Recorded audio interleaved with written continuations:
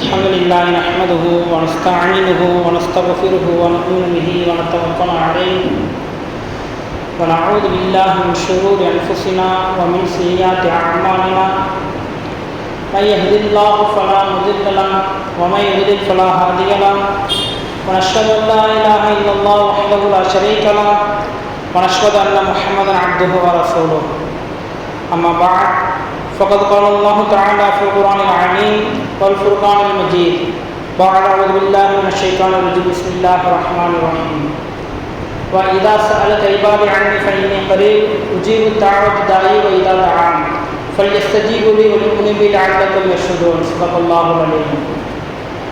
وقال نبينا صلى الله عليه وسلم الدعاء هو العبادة أو كما قال عليه الصلاة والسلام. புகழும் புகழ்ச்சியுமான ஏக இறைவனாகிய அல்லாஹ் சுப்ஹானஹு வ தஆலாவுக்கே என்றென்றும் நின்று நிலவட்டுமாக.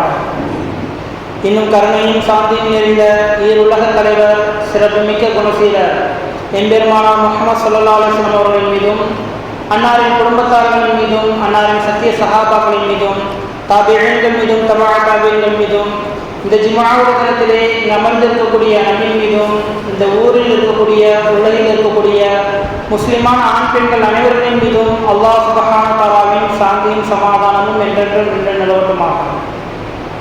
கண்ணியத்திற்குரியவர்களே, அல்லாஹ் சுப்ஹானஹு வ தஆலா இந்த மனிதனுடைய வாழ்க்கையிலே அவ்வப்போது சில பல கஷ்டங்களையும் சிரமங்களையும் பல சோதனைகளையும் கொடுத்து கொண்டிருக்கின்றான். இந்த சோதனைகளை மனிதன் அனுபவிக்கும் பொழுது அவனுடைய உள்ளத்திலே இவ்வாறாக தோன்றுகிறது, எதற்காக நம்ம இவ்வளவு கஷ்டங்கள் அனுபவிக்கிறோம், இறைவன் எதற்காக நமக்கு இவ்வளவு சோதனைகள் கொடுக்கிறான், நமக்கு மட்டும்தான் அல்லாஹ் என்ன செய்யறான் இவ்வளவு கஷ்டங்களை கொடுக்கிறான் என்பதாக மனிதர்கள் என்ன செய்யறாங்க எண்ணிக்கொள்றாங்க. அல்லாஹ் தஆலா நமக்கு மட்டும் என்ன செஞ்சது கிடையாது, சோதனை கொடுத்தது கிடையாது. அல்லாஹ் தஆலா இந்த உலகத்துல 18,000 கோடி ஜீவராசிகளை படைச்சிருக்கிறான். அந்த ஜீவராசிகள் அனைத்திலும் சிறந்த படைப்பாக மனிதர்களை அறிவிக்கின்றான். அல்லாஹ் தஆலாவுக்கு பிரியமான நபர்கள் யார் என்று சொன்னால் நபிமார்கள். ஆனால் அந்த நபிமார்களுக்கும் அல்லாஹ் தஆலா என்ன செஞ்சிருக்கிறான், சோதனைகளை கொடுத்திருக்கின்றான்.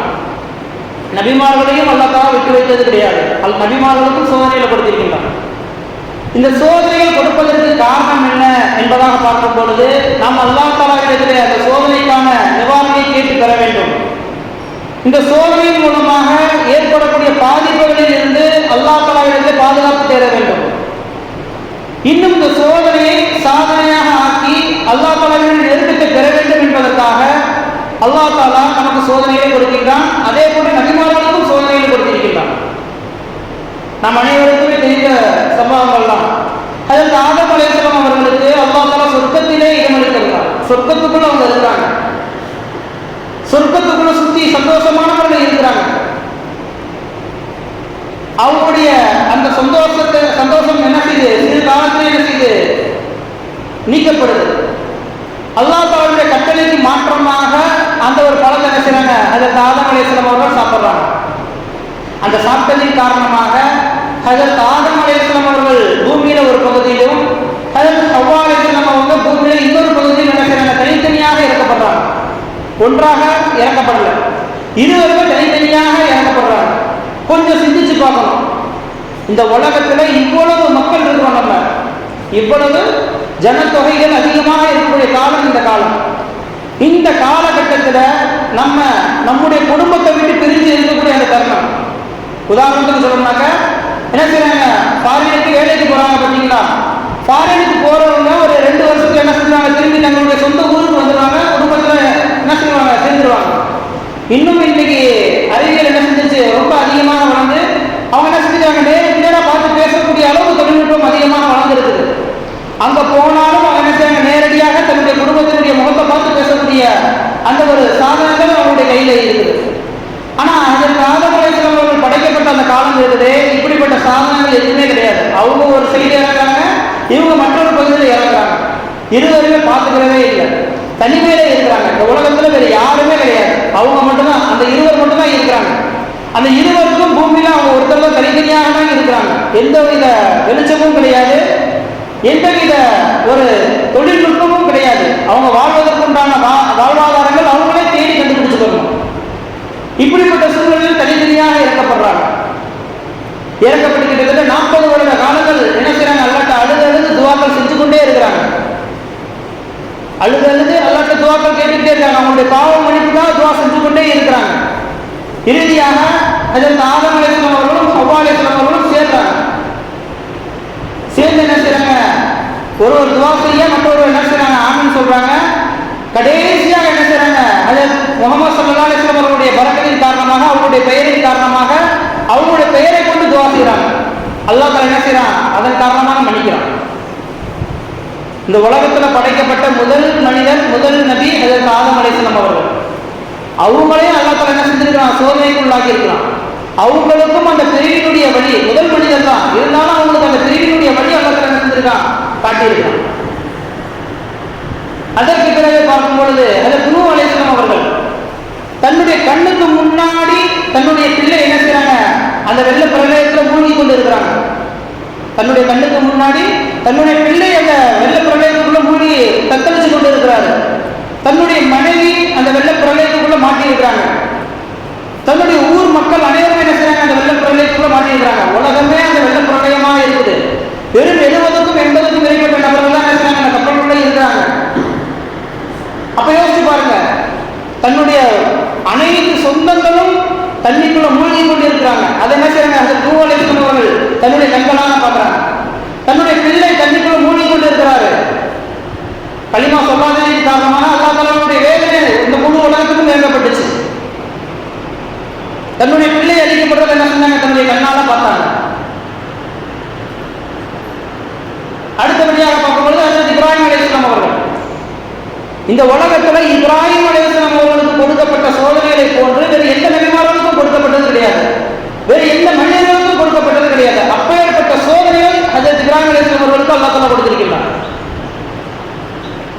சும்மா சாதாரணமா என்னுடைய நண்பர் என்பதாக அல்லாஹ் தஆலா சொல்ல கிடையாது. கலீல் என்பதாக இப்ராஹிம் அலைஹிஸ்ஸலாம் அவர்களுடைய புனைப்பெயர். சாதாரணமான வார்த்தை கிடையாது இந்த கலீல், என்னுடைய நண்பர் என்பதாக அல்லாஹ் தஆலா சொல்றான். அல்லாஹ் தஆலா தன்னுடைய நண்பர் என்பதாக கூறக்கூடிய அளவுக்கு அவங்களுடைய தியாகங்கள் இருந்துச்சு. அதன் காரணமாக தான் என்ன செய்யறான், அல்லாஹ் தஆலா என்னுடைய நண்பர் என்பதாக சொல்றான். நம்ம சாதாரணமாக நம்ம பழகக்கூடிய நபர்களா அவ்வளவு சாதாரணமா என்னுடைய நண்பர் என்பதாக சொல்ல மாட்டோம். அவங்க நமக்காக ஏதேனும் தியாகங்கள் செய்வதற்கு தயாராக இருக்கிறாங்க அப்படிங்கிற பட்சத்துல தான் நம்ம என்ன செய்வோம், நண்பராகவே ஒத்துக்கொள்வோம். இதன் அடிப்படையில் பார்க்கும்போது ஹஜ்ரத் இப்ராஹிம் அலைஹிஸ்ஸலாம் அவருடைய வாழ்க்கையே தியாகங்களால் நிறைந்ததாக தான் இருந்தது. அவங்க என்ன செய்றாங்க, அறியாமை காலத்திலே சிந்திக்கிறாங்க, உண்மையான இறைவன் யாரு, உண்மையான இறைவன் யாரு என்பதாக சிந்திக்கிறாங்க. அவங்களுடைய ஹஜ்ரத் இப்ராஹிம் அலைஹிஸ்ஸலாம் அவருடைய அத்தா சிலை செய்து விற்பனை செய்யக்கூடிய நபர். அவங்க என்ன செய்றாங்க, அந்த ஊருக்கே சிலைகள் செய்யக்கூடிய நபர். சிலைகள் செஞ்சு அனைத்து கோயில்களுக்கும் அனைத்து வீடுகளுக்கும் அதை விற்பனையும் செய்யக்கூடிய நபர் ஹஜ்ரத் இப்ராஹிம் அலைஹிஸ்ஸலாம் அவருடைய தந்தை ஆசர் என்பவர் தான். என்ன செய்யறாங்க, ஒரு நாள் என்ன செய்யறாங்க, சிந்திக்கிறாங்க, இந்த சிலைகளுக்கு எந்தவித உடல் ஆற்றலும் கிடையாது. அந்த சிலைகளுக்கு முன்னாடி இருக்கக்கூடிய உணவு அந்த சிலைகளால் சாப்பிட முடியாது. அந்த உணவுல உட்கார்ந்து இருக்கக்கூடிய அந்த அதை கூட என்ன செய்ய முடியாது, அதுகளால் பத்தி விட முடியாது. அப்ப இந்த மக்கள் என்ன செய்யறாங்க, இந்த சிலைகளுக்கு எதுக்காக வணங்குறாங்க, இந்த சிலைகளை எதுக்காக வணங்குறாங்கன்னு சிந்திச்சு என்ன செய்யறாங்க, கோபம் கொண்டு என்ன செய்யறாங்க, கோடாரியை எழுத்து இருக்கக்கூடிய எல்லா சிறு சிலைகளையும் என்ன செய்யறாங்க, உடைக்கிறாங்க. இருக்கக்கூடிய சின்ன சிலைகள் எல்லாத்தையுமே உடைச்சிடுறாங்க. உடைச்சிட்டு பெரிய சிலைகளுடைய கழுத்துல என்ன செய்யறாங்க, அந்த கோடாரியை தொங்க விட்டுட்டு போயிடுறாங்க. மக்கள் எல்லாருமே ஊருக்கு வெளியே திருவிழாவுக்கு போனவங்க என்ன செய்யறாங்க, ஊருக்கு வராங்க. வந்தோடனே முதல்ல நம்ம என்ன செய்யறோம், நம்மளுடைய கோயிலுக்கு போயிட்டு விழுந்துட்டு போறாங்க. பார்த்தா அங்க இருக்கக்கூடிய சிலைகள் எல்லாமே உடஞ்சு போய் கிடக்குது. மக்களுக்கு எல்லாருமே பயங்கரமான கோபம் வருது. விசாரிக்கிறாங்க, யார் செஞ்சிருப்பான்னு விசாரிக்கும் பொழுது அந்த ஊர்லயே அந்த நேரத்தில் இருந்த ஒரே மனிதர் யாருன்னா ஹஜ்ரத் இப்ராஹிம் அலைஹிஸ்ஸலாம் தான். மக்கள் எல்லாருமே என்ன செய்றாங்க, இப்ராஹிம் அலைஹிஸ்ஸலாம் அவர்களை பார்க்க போறாங்க. பார்க்கும்பொழுது இப்ராஹிம் அலைஹிஸ்ஸலாம் அவர்கள்ட்ட கடுமையான கோபம் கொண்டு கேட்கிறாங்க, ஏன் நீங்க இந்த மாதிரி செஞ்சீங்க என்பதாக கேட்கும் பொழுது இப்ராஹிம் அலைஹிஸ்ஸலாம் என்ன செய்றாங்க, மறுக்கிறாங்க, நான் இந்த மாதிரி செய்ய கிடையாதுப்பா, இந்த சிலையை நான் உடைக்க கிடையாது. நீங்க என்ன பாருங்க, அந்த கோடாரி என்ன செய்யுது, பெரிய சிலையினுடைய கழுத்துல தான் இருக்குது. அப்ப அந்த பெரிய சிலை தான் என்ன செஞ்சிருக்குது, அந்த சிறு சிலைகள் எல்லாத்தையுமே உடைச்சு அது எல்லாத்தையுமே அழிச்சது யாரு, அந்த பெரிய சிலை தான் என்பதாக சொல்றாங்க. சொல்லும்பொழுது மக்கள் எல்லாருமே ஒன்னாக சேர்ந்து சொன்ன வார்த்தை என்னன்னாக்க, சிலை என்னைக்கு அசைஞ்சிருக்குது, சிலை என்னைக்கு அசைஞ்சிருக்குது, அது உடஞ்சிருக்குன்னு சொன்னா நாங்கள் எப்படி நம்புவோம் என்பதாக என்ன செய்யறாங்க மக்கள் கேட்கிறாங்க இப்ராஹிம் அலைஹிஸ்ஸலாம். உடனே இப்ராஹிம் அலைஹிஸ்ஸலாம் சொல்றாங்க, சிலைகள் அசையாது என்பதாக உங்களுக்கு தெரியலையே, அப்ப எதுக்காக சிலைகளை நீங்க வணங்குறீங்க என்பதாக என்ன செய்யறாங்க தன்னுடைய சொந்த பந்தங்கள்கிட்ட கேட்கிறாங்க. கேட்ட உடனே அந்த மக்கள் என்ன செய்யறாங்க, கோபம் கொண்டு இப்ராஹிம் அலைஹிஸ்ஸலாம் அவர்கள் என்ன செய்யறாங்க, நெருப்பு குண்டத்துல தூக்கி எறிகிறாங்க. நெருப்பு குண்டத்துல தூக்கி எறிகிறாங்க. நெருப்பு குண்டம்னாக்கா சாதாரண நம்ம தினசரி நம்ம விறகு சமையலுக்காக பயன்படுத்தக்கூடிய அந்த அளவு நெருப்பு கிடையாது. வரலாற்றில் பதிவு செஞ்சிருக்கிறாங்க, வானத்தில் பறக்கக்கூடிய பறவை அந்த நெருப்பு குண்டத்தின் மேல பறந்துச்சுன்னு சொன்னா, அந்த பூமியில எரிஞ்சுட்டு இருக்கக்கூடிய அந்த நெருப்பு குண்டத்தின் மேல பறந்துச்சுன்னு சொன்னா, அந்த வெப்பத்தினுடைய அனல் தாங்க முடியாம கொசுங்க என்ன செஞ்சிடும், அந்த நெருப்பு குண்டத்துக்குள்ளே விழுந்துடும். எவ்வளவு தூரம் பறக்கும் பறவை என்பது, எவ்வளவு தூரம் பறக்கும் கொஞ்சம் சிந்திச்சு பார்க்கணும். அந்த பறவை பூமியில எரியக்கூடிய அந்த வெப்பத்தினுடைய அனல் தாங்க முடியாம புசுங்கி போயிடும் அப்படின்னு சொன்னாங்க. அதனுடைய வெப்பம் எவ்வளவு கடுமையாக இருக்கும். இப்ராஹிம் அலைஹிஸ்ஸலாம் அவர்கள் நெருப்பு குண்டத்தில் தூக்கி போடுவதற்கு பக்கத்துல போக முடியாம என்ன செஞ்சாங்க, தூரத்துல இருந்து ஒரு வில்லை போன்ற ஒரு ஆயுதத்தை செஞ்சு என்ன செஞ்சாங்க, அதுல வச்சு இப்ராஹிம் அலைஹிஸ்ஸலாம் அவர்கள் தூக்கி எறிஞ்சாங்க. பக்கத்துல கூட மக்களால் போக முடியல. அந்த நெருப்பு குண்டத்தினுடைய பக்கத்துல கூட மனிதர்களால் போக முடியல. அப்பேற்பட்ட தாக்கம் இருக்கக்கூடிய வெப்பம், அப்பேற்பட்ட தாக்கம் இருக்கக்கூடிய நெருப்பு குண்டம், அதுல தூக்கி எறிகிறாங்க. அது இப்ராஹிம் அலைஹிஸ்ஸலாம் அவர்கள். இப்ராஹிம் அலைஹிஸ்ஸலாம் அவர்கள் என்ன செய்யறாங்க, அந்த தூக்கி எறியக்கூடிய அந்த நேரத்துல ஜிப்ரீல் அலைஹிஸ்ஸலாம் அவர்கள் இப்ராஹிம் அலைஹிஸ்ஸலாம் அவர்களுக்கு முன்னாடி வந்து கேட்கிறாங்க, நீங்க உடனடியாக நீங்க அனுமதி மட்டும் கொடுத்தாங்க, நான் என்ன செய்ய மலைகளினுடைய மலக்கு எங்க கூட வந்திருக்கிறாங்க, அவங்கள்ட்ட சொல்லி மழை பெய்ய வச்சு இந்த நெருப்பு குண்டத்தை நான் என்ன செஞ்சிடறேன், அழிச்சிடுறேன் என்பதாக சொல்றாங்க. அந்த நேரத்தில் இப்ராஹிம் அலைஹிஸ்ஸலாம் அவர்கள் சொன்ன அந்த வார்த்தையை நம்ம எல்லாருமே கவனிக்கணும். இப்ராஹிம் அலைஹிஸ்ஸலாம் அவர்கள் அதே ஜிப்ரீல் அலைஹிஸ்ஸலாம் அவர்கள்ட்ட கேட்கிறாங்க, நீங்க அல்லாஹ்வினுடைய அனுமதியின் பேர்ல வந்திருக்கீங்களா, இல்ல நீங்களா தனிப்பட்ட முறையில் என் மேல இருக்கக்கூடிய பிரியத்தின் காரணமாக வந்திருக்கீங்களா என்பதாக கேட்கிறாங்க. அல்லாஹ்வினுடைய அனுமதியின் பேர்ல வந்திருக்கீங்களா, இல்ல என் மேல இருக்கக்கூடிய பிரியத்தின் காரணமாக வந்திருக்கீங்களா என்பதாக கேட்கிறாங்க. கேட்கக்கூடிய அந்த தருணத்துல ஜிப்ரீல் அலைஹிஸ்ஸலாம் அவர்கள் சொல்றாங்க, உங்க மேல இருக்கக்கூடிய அந்த பிரியத்தின் காரணமாக நான் வந்திருக்கிறேன் என்பதாக சொல்லும் பொழுது உடனடியாக என்ன செய்றாங்க, அவங்களுடைய ஜிப்ரீல் அலைஹிஸ்ஸலாம் அவர்களுடைய உதவியை மறுக்கிறாங்க. உங்களுடைய உதவி எனக்கு தேவை கிடையாது, இணைய படைச்ச இறைவன் என்னை பாதுகாப்பான் என்பதாக அல்லாஹ் தஆலாவின் மீது அவங்க என்ன செய்றாங்க, நம்பிக்கை வைக்கிறாங்க. அதே போல தூக்கி எறியப்படுது. தூக்கி எறியப்படும் பொழுது அவங்க என்ன செய்றாங்க, அந்த நெருப்பு குண்டத்துல லேசான முறையில் போய் என்ன செய்றாங்க, இறங்குறாங்க. நம்ம ஏதாச்சும் ஒரு பொருளை தூக்கி போட்டோம்னாக்கா என்ன செய்ய, கீழே போய் பொத்துன்னு விழுகும். ஆனா அவங்க போய் என்ன செய்றாங்க, அழகான முறையில் இறங்குறாங்க நெருப்பு குண்டத்துல. இன்னும் அந்த நெருப்பு குண்டம் எப்படிப்பட்டதாக ஆயிருக்குன்னு சொன்னாங்க, இப்ராஹிம் அலைஹிஸ்ஸலாம் அவர்களுக்கு அந்த நெருப்பு மாதிரியே தெரியல, மிதமான முறையில் இருக்குது. அதிக குளிர்ச்சியும் கிடையாது, அதிக வெப்பமும் கிடையாது. நம்ம இப்ப இந்த உலகத்துல எப்படி வாழ்ந்து கொண்டு இருக்கிறோமோ, இந்த உலகத்துல இருக்கக்கூடிய காலத்துல இந்த வெப்பம் நமக்கு எப்படி இருக்குதோ, இதே போன்ற இன்னும் இதை காட்டிலும் சிறந்த முறையில் என்ன செஞ்சுச்சு, அந்த நெருப்பு குண்டம் இருந்துச்சு. அதே போல அதற்கு இஸ்மாயில் அலைஹிஸ்ஸலாம் அவர்களுக்காக அல்லாஹ் தஆலா கொடுத்த சோதனை, அவர்களை குர்பானி கொடுப்பதற்கு அல்லாஹ் தஆலா என்ன செய்றான், இப்ராஹிம் அலைஹிஸ்ஸலாம் அவர்களும் சொல்றான். யோசிச்சு பாருங்க, தன்னுடைய பிள்ளையவே அறுக்க சொல்லி என்ன செய்யுது, கனவு வருது, அல்லாஹ் தஆலாவுடைய கட்டளை வருது. என்ன செஞ்சாங்க இப்ராஹிம் அலைஹிஸ்ஸலாம் அவர்கள், உடனடியாக தயாராக ஆனாங்க. தன்னுடைய பிள்ளையை அறுப்பதற்கு உடனடியாக தயாரானாங்க. இப்படி ஒவ்வொரு நபிமார்களுக்கும் அல்லாஹ் தஆலா என்ன செஞ்சிருக்கான், சோதனைகளை கொடுத்திருக்கிறான். அதே போல நம்முடைய பிரியத்திற்குரிய நபி முஹம்மது ஸல்லல்லாஹு அலைஹி வஸல்லம் அவர்கள், அவங்களுடைய வாழ்க்கையை நம்ம எடுத்து பார்த்தோம்னு சொன்னாங்க, சோதனையே இல்லாத நாட்கள் கிடையாது. பிறக்கும் பொழுதே தந்தை இல்லாம பிறந்திருக்காங்க, தந்தை இறந்து போயிட்டாங்க. பிறகு 6 வயதுல என்ன செய்றாங்க, தாயார் இறந்து போயிடுறாங்க. அதுக்கு பிறகு அவங்களோட பாசத்தோட வளர்த்து கொண்டிருந்த தாத்தா என்ன செஞ்சுறாங்க, இறந்து போயிடுறாங்க. இப்படி அவங்களுடைய தொடர்படியாக அவங்க வச்சிருந்தக்கூடிய பிரியத்திற்குரிய நபர்கள் என்ன செய்றாங்க, அவங்களை விட்டு பிரிஞ்சு போய்கொண்டே இருக்கிறாங்க. 40 வயதுல என்ன செய்றாங்க, அவங்களுடைய சொந்த பந்தங்கள் என்ன செய்றாங்க, ஸல்லல்லாஹு அலைஹி வஸல்லம் அவர்களை பொய்யர் என்பதாக சொல்றாங்க. அது வரைக்கும் அவங்களை சொல்லிக்கிறாங்க அஸ்ஸாலி, உண்மையாளர், அல்லது நம்பிக்கையாளர் என்பதாக சொல்லிக்கிறாங்க. எப்ப நபித்துவம் அவங்களுக்கு கிடைக்கப்பட்டுச்சோ நபித்துவம் அவங்களுக்கு கிடைச்சிச்சோ அவங்களை என்ன செஞ்சாங்க? மக்கள் எல்லாரும் பொய்யர் என்பதாக சொன்னாங்க, பைத்தியக்காரர் என்பதாக சொன்னாங்க, முகமதுக்கு பைத்தியம் பிடிச்சிருச்சு என்பதாக சொன்னாங்க. ஒரு கட்டத்தில் அவங்க என்ன செஞ்சாங்க? சைத்தானே முகமது கூட சேர்வதற்கு வெறுக்கிறான் என்பதாக சொன்னாங்க. சைத்தானே முகமது கூட சேர்வதற்கு, சேர்ந்து இருப்பதற்கு வெறுக்கிறான் என்பதாக சொன்னாங்க. சைத்தானே வெறுத்து போறான், அந்த அளவுக்கு முகமது என்ன செஞ்சார்? மோசமான முறையில் போயிட்டாரு என்பதாக பேசுறாங்க. யார் பேசுனதுன்னா? யாரு? நபி ஸல்லல்லாஹு அலைஹி வஸல்லம் அவர்கள் சொந்த பந்தங்கள் அனைவருமே என்ன செய்றாங்க? நபி ஸல்லல்லாஹு அலைஹி வஸல்லம் அவர்களை எதிர்த்து பேசுறாங்க. தன்னுடைய பிரியத்திற்குரிய மனைவி என்ன செய்றாங்க? கதீஜா, அவங்களுடைய பிரிவு ஏற்படுது. தாயினுடைய சம்பவம், மக்கள் எல்லாருமே என்ன செய்றாங்க? கல்லாலையும் சொற்களாலையும் அவங்களை காயப்படுத்துறாங்க. அவங்களுக்கு தீனுக்கு உதவியாக இருந்த அபூதாலிப் அவங்களுடைய பிரிவு ஏற்படுது. மதீனாவுக்கு போறாங்க. மதீனாவுக்கு போன அந்த 10 ஆண்டு காலங்கள் கிட்டத்தட்ட 17க்கும் மேற்பட்ட போர்களை என்ன செஞ்சிருக்காங்க? சந்திச்சிருக்காங்க. அங்க மதீனாலையும் அவங்க சந்தோஷமானவர்கள் இருக்க கிடையாது. ஹிஜ்ரி 7 ஹஜ் செய்வதற்காக வராங்க. என்ன செய்யப்படுறாங்க? தடுத்து நிறுத்தப்படுறாங்க. நீங்க ஹஜ் செய்யறதுக்கு உள்ளுக்குள்ள வரக்கூடாது, ஹஜ் செய்யறதுக்கு உள்ளுக்குள்ள வரக்கூடாதுன்னு தடுத்து நிறுத்தப்படுறாங்க. தடுத்து நிறுத்துறது யாரு? அவங்க நபி ஸல்லல்லாஹு அலைஹி வஸல்லம் சொந்த பந்தங்கள். இது அனைத்திலுமே என்ன செஞ்சாங்க? அல்லாஹ் தஆலாவுடைய உதவியை நாடினாங்க. இது அனைத்திலுமே அல்லாஹ் தஆலாவுடைய என்ன செஞ்சாங்க? துஆக்கள் கேட்டாங்க. அல்லாஹ் தஆலா எப்படிப்பட்ட ஒரு நிகழ்வை ஏற்படுத்தலாம்னு சொன்னாங்க. ஹிஜ்ரி 9 ஸல்லல்லாஹு அலைஹி வஸல்லம் அவர்கள் ஹஜ் செய்வதற்காக போறாங்க. போகும்போது எந்தவித சண்டையும் ஏற்படல, எந்தவித எதிர்ப்பு பொருளும் ஏற்படல. அனைத்து மக்களுமே என்ன செஞ்சாங்க? மக்காவுக்குள்ள இருக்கக்கூடிய அனைத்து காபிர்களும் நபி அவங்க உள்ளுக்குள்ள வர என்ன செஞ்சாங்க? இஸ்லாத்தை ஏற்றுக்கொண்டே இருந்தாங்க. இறுதியாக நபி ஸல்லல்லாஹு அலைஹி வஸல்லம் அவர்கள் காபாவுக்கு முன்னாடி போய் நிற்கக்கூடிய அந்த தருணம், மக்காவில் இருக்கக்கூடிய அனைத்து காபிர்களும் இஸ்லாத்தை ஏற்றுக்கொண்டாங்க. எந்தவித சண்டையும் இல்லாம, எந்தவித ஏளானும் இல்லாம உடனடியாக இஸ்லாத்தை ஏற்றுக்கொண்டாங்க. காரணம் என்ன?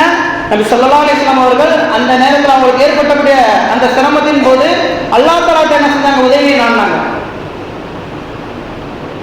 அவங்களுக்கு ஏற்பட்ட சோதனைகள், அவங்க நபி ஸல்லல்லாஹு அலைஹி வஸல்லம் அவர்கள் சந்திச்ச சோதனைகள் இருக்குது, அதுல ஒரு அணு அளவு கூட நம்ம என்ன செஞ்சது கிடையாது, நம்முடைய வாழ்நாளில் சந்திச்சது கிடையாது.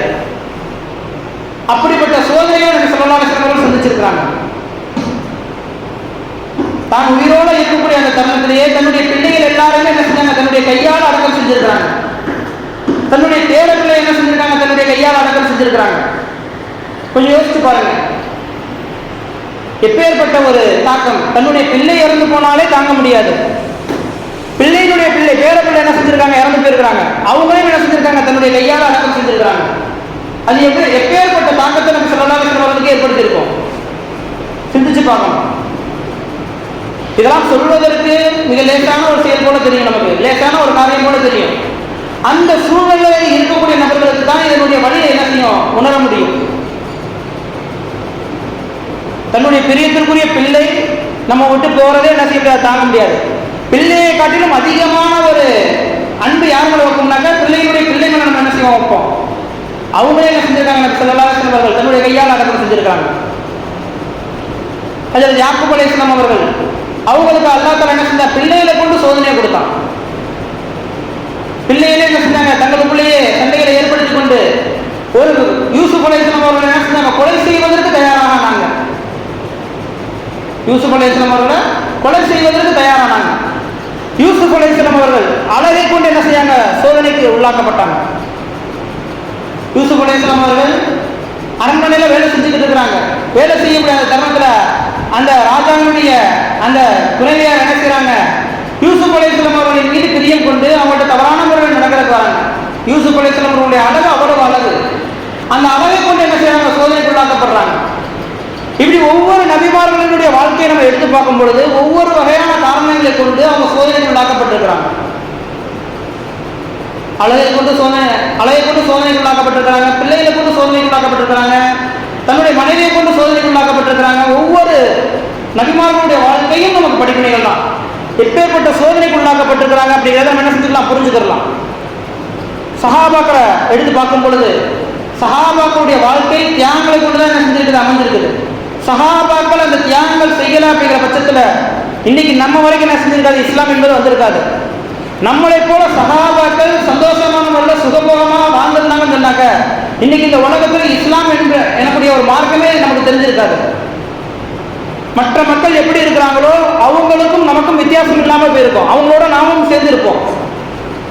அவங்க சிலைகளை வணங்குவதை போல நாமும் என்ன செஞ்சிருப்போம், சிலைகளை வணங்கியிருப்போம். அவங்க செஞ்ச அந்த தியாகத்தின் காரணமாக தான் இன்னைக்கு முழு உலகத்திற்கும் இஸ்லாம் என்பது பரவ ஆரம்பிச்சிருக்கு. அதில் பிலால் ரலியல்லாஹு அவர்கள் பகல் முழுவதும் என்ன செய்வாங்க, தீனை ஏற்றுக்கொண்டதின் காரணமாக பகல் முழுவதும் பாலைவனத்தில் சுடும் மணல் என்ன செய்வாங்க போட்டு அவங்க மேல ஒரு பெரிய பாறாங்கல்லை தூக்கி வைப்பாங்க. இரவாயிரத்துன்னு சொன்னாக்க சாட்டையால் அடிப்பாங்க. இது கேட்பதற்கு சாதாரண ஒரு விஷயம் கூட தெரியும். பாறாங்கல்லை தூக்கி மேலே வைக்கிறது, இரவுல சாட்டையால் அடிக்கிறது. கொஞ்சம் இப்படி சிந்திச்சு பாருங்க. சாட்டையால் அடிக்கும் பொழுது அவங்களுடைய உடம்புல எப்பேற்பட்ட காயங்கள் ஏற்படும்.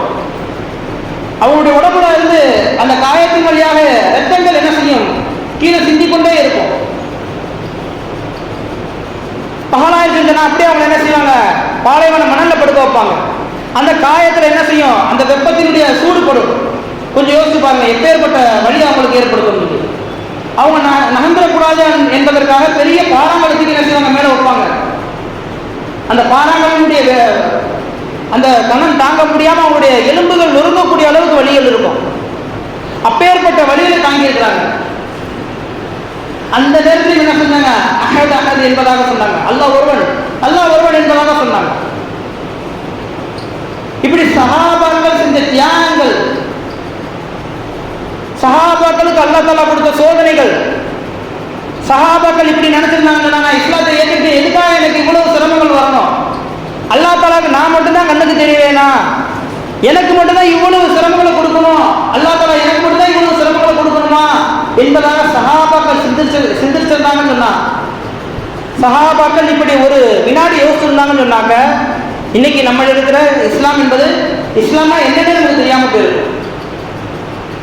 சஹாபாக்கள் என்ன செஞ்சாங்க, மிகப்பெரிய செல்வந்தராக இருந்தாங்க. அதில் அபூபக்கர் சித்திக் அவங்க தீனுக்காக என்ன செஞ்சாங்க, தன்னுடைய சொத்துக்கள் அனைத்தையும் என்ன செஞ்சாங்க, தியாகம் செஞ்சாங்க. ஹதீஜா அம்மையார் இந்த உலகத்திலேயே அவங்களை போல மிகப்பெரிய ஒரு செல்வ சீமாட்டி யாருமே கிடையாது. ஆனால் அவங்களுடைய வஃபாத்தினுடைய நேரம், அவங்களுடைய அந்த சக்கராத்தினுடைய நேரம், கஃபன் செய்வதற்கு சரியான அளவு துணி கிடையாது. மிகப்பெரிய ஒரு ஜவுளி கடை ஓனர் அவங்க. உலகத்துக்கே அவங்க என்ன செஞ்சாங்க, துணிகளை வியாபாரம் செய்யக்கூடிய நபர். அவங்களுடைய அந்த கடைசி நேரத்தில் அவங்களுக்கு என்ன செய்ய கிடையாது, கஃபன் செய்வதற்கு துணி இல்லை. நபி ஸல்லல்லாஹு அலைஹி வஸல்லம் அவர்கள் முழு உலகத்திற்கும் அமீர் அவங்க தான். அவங்க என்ன செஞ்சிருக்காங்க, 3 நாட்களுக்கு மேல சாப்பிடாம இருந்திருக்காங்க. ஹஜ்ரத் உமர் ரலியல்லாஹு அவர்கள் முழு உலகத்துல 1/3 ஆட்சி செஞ்சிருக்கிறாங்க. 1/3 ஆட்சி செஞ்சிருக்கிறாங்க. ஆனா அவங்களுக்கு அல்லாஹ் தஆலா என்ன செஞ்சிருக்கிறான், அவங்களுடைய ஆட்சி காலத்திலையும் என்ன செஞ்சிருக்கா, சோதனைகளை கொடுத்துருந்தான். பல வகையான சோதனைகள் செஞ்சிருக்காங்க. இப்படி ஒவ்வொரு சஹாபாக்களையும் நாம் எடுத்து பார்க்கும் பொழுதும் அவங்களுடைய வாழ்க்கையும் சோதனைகளை கொண்டுதான் என்ன செஞ்சிருக்குது, நிரம்பி வழிஞ்சிருக்குது. ஆனா அந்த சஹாபாக்கள் எப்பொழுதும் இந்த வார்த்தை சொன்னது கிடையாது. அவங்க என்ன செஞ்சாங்க, இந்த சோதனைகள் வரக்கூடிய அந்த காலம் ஃபுல்லா அவங்க சந்தோஷமாக அந்த சோதனையை வாங்கி கொண்டாங்க. வாங்கிக்கிட்டு அந்த சோதனையின் மூலமாக அல்லாஹ் தஆலாவுடைய நெருக்கத்தை பெற்றாங்க. அல்லாஹ் தஆலா எனக்கு சோதனை கொடுப்பதற்கு என்ன காரணம் என்பதாக அவங்க சொன்னாங்கன்னாக்க, அல்லாஹ் தஆலா எனக்கு சோதனைகள் கொடுப்பது அல்லாஹ் தஆலாவுடைய நெருக்கத்தை பெறுவதற்காக கொடுக்குறான். அல்லாஹ் நான் கேட்டு வாங்கணும் என்பதற்காக கொடுக்குறான். இந்த சோதனையில் தப்பிப்பதற்கு அல்லாஹ் நான் கையேந்தி கேட்க வேண்டும் என்பதற்காக கொடுக்குறான் என்பதாக அவங்க என்ன செஞ்சாங்க, விளங்கி வச்சிருந்தாங்க. அதன் காரணமாக அவங்க என்ன செஞ்சாங்க, சோதனைகள் வரும்பொழுது மனம் தளரவில்லை. நம்ம அனைவருக்குமே கேட்க அடிக்கடி சொல்லப்பட்ட ஒரு விஷயம் தான். ஒரு சஹாபி என்ன செய்றாங்க, ஒரு யூதன்ட்ட கடன் வாங்குறாங்க. கடன் வாங்கி அந்த சஹாபி தவணை முடிவதற்கு முன்னாடி அந்த யூதன் என்ன செய்யறான், சட்டையை பிடிச்சி கேட்கிறான். நடுவு கடைவீதியில் வச்சு என்ன செய்யறான், கேட்கிறான். இந்த சஹாபி எப்படியாவது நம்ம என்ன செய்யணும், அசிங்கப்படுத்தணும் அப்படிங்கிற எண்ணத்தில் என்ன செய்யறான், சட்டையை பிடிச்சி கேட்கிறான். நீ என்னுடைய கடன் காசு இன்னைக்கே கொடுத்தாகணும் என்பதாக கேட்கிறான். கேட்கும் பொழுது கடைத்தெருவில் இருக்கக்கூடிய எல்லா நபர்களும் என்ன செய்யறாங்க, அந்த சஹாபியை பார்த்து கொஞ்சம் முகம் சொல்லிக்கிறாங்க. என்ன இவர் இந்த மாதிரி கடன் வாங்கியிருக்கிறாரு, இந்த மாதிரி யூதன்ட்ட இந்த மாதிரி சட்டையை பிடிக்கிற அளவுக்கு நடந்திருக்கிறாரு என்பதாக என்ன செய்யறாங்க, அவரை பத்தி யோசிக்கிறாங்க. இந்த சஹாபி என்ன செய்யறாங்க, எனக்கு ஒரு 2 ரக்காத் தொழுவதற்கு அனுமதித்தாங்க அப்படின்னு என்ன செய்யறாங்க, போய் தொழுது கல்லு பக்கத்துல கல்லை தொடுறாங்க. கல் என்ன செஞ்சிருச்சு, தக்கமாக ஆயிடுச்சு. கல் தங்கமா ஆயிடுச்சு. அந்த தங்கத்துல அந்த யூதனுக்கு எவ்வளவு கடன் கொடுக்க வேண்டுமோ அதை என்ன செஞ்சாங்க, வெட்டி கொடுத்துட்டு மீண்டும் அவங்க என்ன செஞ்சாங்க, துவா செஞ்சு அந்த தங்கத்தை கல்லாக மாத்திட்டாங்க. தங்கத்தை கல்லாக மாத்திட்டாங்க. அந்த யூதன் கேட்கிறான், நீங்க இந்த தங்கத்தை வச்சிருந்தீங்கன்னு சொன்னாக்க உங்களுடைய வாழ்நாள் முழுக்க உங்களுடைய சந்ததிகளுக்கும் என்ன செஞ்சிருக்காது, அந்த சிரமம்ன்றது ஒண்ணு இல்லாம போயிருக்குமே, நீங்க ஏன் அந்த தங்கத்தை திரும்ப கல்லாக மாத்தினீங்க என்பதாக கேட்கும் பொழுது அந்த சஹாபி சொன்னாரு, நான் அல்லாஹ்ட்ட கேட்டு வாங்கணும், அல்லாஹ்ட்ட நான் சிரமத்துல இருக்கக்கூடிய அந்த தருணத்துல அல்லாஹ்ட்ட நான் கையேந்தி கேட்கணும், அல்லாஹ் எனக்கு கொடுக்கணும், அதுதான் நான் விரும்புறேன். எனக்கு இந்த மாதிரி நிரந்தர தீர்வு எனக்கு தேவை கிடையாது. ஒவ்வொரு நேரத்திலும் நான் கஷ்டம் வரும்பொழுது அல்லாஹ்வை நான் நினைவு கூறணும் என்பதாக சொன்னாங்க. கொஞ்சம் இப்படி யோசிச்சு பாருங்க, அதே தங்கம் நம்மள்ட்ட இருக்குது, அதே தங்கம் நம்மள்ட்ட இருக்குது, அதே சூழ்நிலை நம்ம கையேந்தி கேட்டாக்க அந்த தங்கத்தை கல்லாக மாற்ற முடியும் அப்படிங்கிற ஒரு தன்மையும் நம்மள்ட்ட இருக்குது. யாராச்சும் ஒரு ஆள் கையேந்தி அல்லாட்ட அந்த தங்கத்தை கல்லாக மாற்றிட்டு கையேந்தி கேட்போமா? கொஞ்சம் சிந்திச்சு பார்க்கணும். நம்முடைய சிந்தனையெல்லாம் எப்படி இருக்குனாக்கா, நாளைக்கு எனக்கு இந்த தங்கம் தேவை, நாளைக்கு இந்த காசு எனக்கு தேவை, நாளைக்கு இதை நான் என்ன செய்ய வச்சிருக்கணும், நாளைக்கு நான் என்ன செஞ்சு சிரமத்துக்குள்ளாயிருவேன், நாளைக்கு இந்த தேவைகள் எனக்கு இருக்குது, நாளைக்கு மருத்துவம் எனக்கு தேவை இருக்குது, எல்லாமே நாளை நாளை என்பதாக சிந்திச்சு கொண்டு இருக்கிறோம். சஹாபாக்கள் நாளைக்கு யோசிச்சதே கிடையாது. இன்னைக்கு இருக்கிறத வச்சு அவங்க என்ன செஞ்சாங்க, சந்தோஷப்பட்டு கொண்டாங்க. இன்னைக்கு அவங்களுக்கு 50 ரூபா வந்து செஞ்சோன்னா அது போதும் அப்படிங்கிற ஒரு சிந்தனை அவங்கள்ட்ட இருந்துச்சு. ஆனா இன்னைக்கு நம்ம என்ன செஞ்சுட்டு இருக்கோம், தினசரி 1000 ரூபாய் சம்பாதிச்சாலும் சரி, லட்சம் ரூபாய் சம்பாதிச்சாலும் சரி, நமக்கு போதும் அப்படிங்கிற சிந்தனை வர மாட்டேங்குது. அதே போல ஒரு சிறு கஷ்டம் வந்துருச்சு அப்படின்னு சொன்னாக்க நம்ம என்ன செஞ்சிடும், நம்மளுடைய மனசையே முற்றிலுமாக விட்டுறோம். மனசை விடுறது மட்டும் கிடையாது, முற்றிலுமாக என்ன செஞ்சோம், தீனுக்கு மாற்றமான வழிகளில் போக ஆரம்பிச்சிடுறோம். நம்ம ஸல்லல்லாஹு அலைஹி வஸல்லம் சொல்லியிருக்கிறார்கள், யார் என் மேல பிரியப்படுறாங்களோ, யார் என் மேல பிரியப்படுறாங்களோ அவங்களுக்கு வறுமையும் சோதனையும் மேட்டில இருந்து பள்ளத்தை நோக்கி வெள்ளம் பாய்ந்து வருவதை போல வேகமாக வரும் என்பதாக சொல்லியிருக்கிறாங்க. வேகமாக வறுமையும் சோதனையும் வரும் என்பதாக சொல்லியிருக்கிறாங்க. யார் மேல? நம்ம ஸல்லல்லாஹு அலைஹி வஸல்லம் மேல பிரியம் வச்சோம்னா நமக்கு அதே கஷ்டங்கள் சிரமங்கள் சோதனைகள் வரும் பொழுது நம்ம என்ன செய்யறோம், பள்ளியாசலுக்கு தொழுக வரத முதல்ல நிப்பாட்டிடுறோம். பள்ளியாசலுக்கு தொழுக வரத முதல்ல நிப்பாட்டிடுறோம். நம்ம செய்யக்கூடிய திக்கர்களை செய்வதை நிப்பாட்டிடுறோம். டோட்டலாக அந்த அல்லாஹ் தஆலாவுடைய நெருக்கத்தை பெறுவதற்காக கொடுக்கப்பட்ட அந்த சோதனை, அந்த சோதனையின் மூலமாக நம்ம என்ன செஞ்சிடறோம், அல்லாஹ் தஆலாவுடைய நெருக்கத்தை விட்டும் அல்லாஹ் தஆலாவை விட்டு தூரமாக ஆகிக்கொண்டே இருக்கிறோம். இப்ப யோசிச்சு பாருங்க, அல்லாஹ் தஆலா இந்த சோதனை கொடுத்தது நமக்கு அல்லாஹ் தஆலாவுடைய நெருக்கத்தை பெற வேண்டும் என்பதற்காகத்தான், அல்லாஹ் தஆலாவை நெருங்கி நம்ம போகணும் அப்படிங்கிறதுக்காகத்தான், சொர்க்கத்துக்கு தகுதியான நபர்களாக ஆக வேண்டும் என்பதற்காகத்தான். ஆனா இந்த சோதனை கொடுத்ததின் காரணமாக நம்ம என்ன செஞ்சிடறோம், தொழுகையை விட்டு தூரமாக ஆகிறோம், அல்லாஹ்வை விட்டு தூரமாக ஆகிறோம், நம்ம ஸல்லல்லாஹு அலைஹி வஸல்லம் சுன்னத்தை விட்டும் தூரமாக ஆகிறோம், கடைசியாக நம்ம என்ன செஞ்சோம், இஸ்லாத்தை விட்டும் தூரமாக ஆகிறோம். இப்படி இருக்கக்கூடிய அந்த தருணத்துல நம்ம எப்படி நாளைக்கு சொர்க்கத்துக்குள்ள போக முடியும்? நபிமார்கள் இருப்பாங்க, சஹாபாக்கள் இருப்பாங்க, நமக்கு முன்னாடி சென்ற இமாமார்கள் இருப்பாங்க, அவங்க எல்லாரும் இந்த தீனுக்காக அவங்க என்ன செஞ்சிருக்காங்க, அனைத்தையும் தியாகம் செஞ்சிருக்கிறாங்க, அவ்வளவு சோதனைகளுக்கு உள்ளாக்கப்பட்டிருக்கிறாங்க. அந்த சஹாபாக்களுடைய சோதனைக்கு முன்னாடி நம்முடைய அனைத்து மக்களுடைய சோதனை ஒன்று சேர்த்தாலும் சரி, ஒரு சஹாபாக்களுடைய சோதனைக்கு ஈடாக ஆகாது. அப்படிப்பட்ட சோதனையில ஒவ்வொரு சஹாபாக்களும் அனுபவிச்சிருக்கிறாங்க. அது சல்மான் ஃபாரிஸி ரலியல்லாஹு அவர்கள் தன் தீன உண்மையான மார்க்கத்தை கண்டுபிடிப்பதற்காக கிட்டத்தட்ட தன்னுடைய வாழ்நாள்ல 60க்கும் மேற்பட்ட வருடத்தை என்ன செஞ்சிருக்காங்க, தியாகம் செஞ்சிருக்காங்க. உண்மையான மார்க்கத்தை கண்டுபிடிப்பதற்காக மட்டும் வீட்டை விட்டு அவங்க வெளியில கிளம்புறப்ப வயசு 14 வயசு. அவங்க உண்மையான மார்க்கத்தை கண்டுபிடிக்கும் பொழுது அவங்களுக்கு 70க்கும் மேற்பட்ட வயசாயிருச்சு. இஸ்லாத்தை கண்டுபிடிக்கும் பொழுது அவங்களுக்கு 70 வயசாயிருச்சு. வீட்டை விட்டு கிளம்புறப்ப நான் உண்மையான மார்க்கம் எதிர்த்து கண்டுபிடிப்பேன் அப்படிங்கிற எண்ணத்துல கிளம்புறாங்க. நம்ம ஸல்லல்லாஹு அலைஹி வஸல்லம் வந்து சந்திச்சு இஸ்லாத்தை ஏற்கும்போது அவங்களுக்கு வயசு 70க்கும் மேல ஆயிருச்சு. அப்ப யோசிச்சு பாருங்க, அவங்களுடைய தியாகங்கள், அவங்களுடைய சோதனைகள், அவங்களுடைய கஷ்டங்கள் எவ்வளவு இருந்துச்சு, அதை அவங்க எவ்வாறாக கையாண்டாங்க. அப்படி கையாண்டதின் காரணமாக தான் நம்ம என்ன செஞ்சுருக்கோம், இன்னைக்கு வரைக்கும் சஹாபாக்களை பத்தி பேசிக்கொண்டு இருக்கோம், நபி ஸல்லல்லாஹு அலைஹி வஸல்லம் அவர்களை பற்றி பேசிக்கொண்டு இருக்கிறோம், நபிமார்களை பற்றி பேசிக்கொண்டு இருக்கிறோம். காரணம் என்ன, அவங்க அந்த சோதனைகளை அல்லாஹ்வுக்கு பிடித்தமான முறையில் என்ன செஞ்சாங்க, கையாண்டாங்க. இன்னும் கியாமத்து நாள் வரைக்கும் சஹாபாக்களை பற்றியும் அவங்கள பற்றி என்ன செஞ்சிருப்போம், பேசிக்கொண்டே இருப்போம். கண்ணியத்திற்கு குறித்தானவர்களே, அல்லாஹ் சுப்ஹானஹு வ தஆலா நமக்கு வாழ்நாளில் சோதனைகள் கொடுப்பது, மனிதர்களுக்கு சோதனைகள் கொடுப்பது இருக்குது. இது அல்லாஹ் தஆலாவுடைய நெருக்கத்தை நாம் அடைய வேண்டும் என்பதற்காக தான் கொடுக்குறோம். இந்த சோதனைகளை கொண்டு நம்ம என்ன செஞ்சணும், அல்லாஹ் தஆலாட்ட அதிகமான முறையில் துஆக்கள் செய்யணும். அதிகமான முறையில் நம்ம என்ன செய்யணும், நம்முடைய பாவ மன்னிப்புக்காக பாவ மன்னிப்பு தேடணும். நம்ம பாவங்களை எண்ணி பாவ மன்னிப்பு தேடணும். இப்படி நம்ம செய்யக்கூடிய அந்த தருணத்துல இந்த சோதனைகளை நம்ம என்ன செய்யலாம்? நபி இப்ராஹிம் அலைஹிஸ்ஸலாம் எவ்வாறாக அவங்களுக்கு கொடுக்கப்பட்ட அந்த சோதனைகளை சாதனைகளாக ஆக்கினாங்களோ, அந்த சாதனைகளாக ஆக்கி நபி இப்ராஹிம் அலைஹிஸ்ஸலாம் அவர்களை அல்லாஹ் தஆலா கலீல் என்பதாக சொன்னானோ, அதே போன்ற நெருக்கத்தை நாமும் என்ன செய்யலாம்? இந்த சோதனைகளை சரியான முறையில் கையாளும் பொழுது அல்லாஹ் தஆலாவுடைய நெருக்கத்தை பெறலாம். நாளைக்கு மறுமையில சஹாபாக்களும் நபிமார்களுக்கும் மத்தியில் நம்மளும் என்ன செய்யலாம்? சொர்க்கத்துக்குள்ள பயணிக்கலாம். கணித்துக்குள்ளார்களே, இந்த உலகத்தில் கொடுக்கப்படக்கூடிய சோதனைகள் அனைத்துமே நமக்கு நன்மைகளுக்கு உண்டான ஒரு வழிகாட்டலாகத்தான் இருக்கின்றது. இந்த சோதனைகளை எண்ணி யாரும் என்ன செஞ்சிட வேண்டாம், மனம் தளர்ந்து விட வேண்டாம்.